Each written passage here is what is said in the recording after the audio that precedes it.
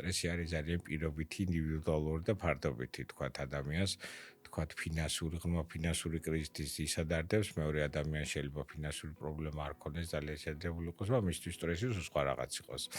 მაგალითად ის რომ ყავს რაღაცა ერთი მოდელის კარგი ბაქანი და არა მეორეს. ანუ ითვლება, რომ სტატისტიკა მკვეთრად განსხვავებული არ არის. აქ ძირითადად რის გამოც მომართვიანობა გაიზარდა და მოთხოვნა გაიზარდა, ეს უკავშირდება ინფორმირებულობას და დესტიგმატიზაციას. ანუ ადამიანები უფრო მეტად ინფორმირებულები არიან მენტალურ ჯანმრთელობის პრობლემებზე, შესაბამისად, მათ უფრო უადვილდებათ, რომ მიიღონ გადაწყვეტილება, რომ მიმართონ შესაბამის სპეციალისტს.